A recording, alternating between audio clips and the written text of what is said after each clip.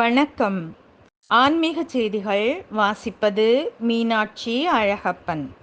திருச்சி மாவட்டம் திரு ஈங்கோய் மலை அருள்மிகு மரகதாச்சலேஸ்வரர் கோவில். திரு ஈங்கோய் நாதர் மூலவர் மரகதாச்சலேஸ்வரர், அம்மன் தாயார் மரகதாம்பிகை, லலிதா மரகதவல்லி. அம்மனின் 51 சக்தி பீடங்களில் இது சாயா சக்தி பீடம் ஆகும். பிரகாரத்தில் வல்லப விநாயகர், மகாவிஷ்ணு ஆகியோரும் உள்ளனர்.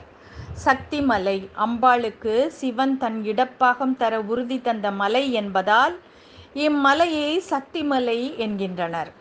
இதனை உணர்த்தும் விதமாக முன் மண்டபத்திலும் மலையிலும் அர்த்தநாரீஸ்வரர் வடிவங்கள் உள்ளன.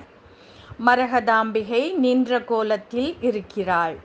இவளது கருவறை விமானம் கோபுரம் போன்ற அமைப்பில் 3 கலசங்களுடன் இருக்கிறது. கருவறை கோஷ்டத்தில் மகிஷாசுரனை வதம் செய்த துர்க்கை காலுக்கு கீழே மகிஷனுடனும் மற்றொரு துர்க்கை சாந்த சொரூபியாகவும் உள்ளனர். அடிக்கிற கைதான் அணைக்கும் என்ற பழமொழிக்கேற்ற காட்சி இது. ஒரே இடத்தில் துர்க்கையின் 2 வடிவங்களையும் காண்பது அரிதான ஒன்று. வழிபாடு. தென் திசை வந்த அகத்தியர் சிவனை வழிபட இங்கு வந்தார். அப்போது நடை அடைக்கப்பட்டு விட்டது. தனக்கு காட்சி தரும்படி சிவனை வேண்டினார்.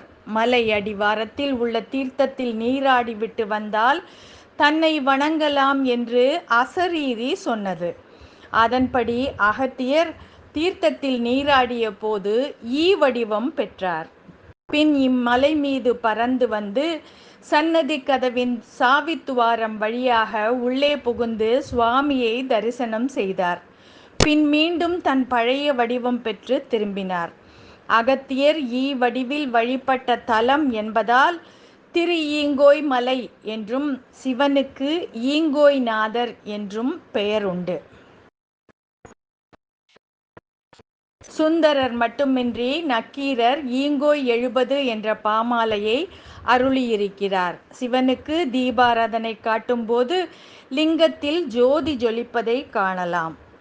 500 படிகளுடன் அமைந்த மலைக்கோயில் இது. கோஷ்டத்தில் ஒரு தட்சிணாமூர்த்தி, விமானத்தில் வீணை தட்சிணாமூர்த்தி, கால்களை மாற்றி அமர்ந்த தட்சிணாமூர்த்தி என குரு பகவானின் வித்தியாசமான வடிவங்களை காணலாம். இத்தல இறைவன் மரகதத்தால் ஆன சுயம்பு மூர்த்தியாக அருள் பாலிக்கிறார்.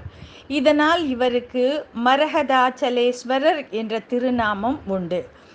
மாசி சிவராத்திரியின் போது 3 நாட்கள் சுவாமி மீது சூரிய ஒளிக்கதிர்கள் விழுகிறது.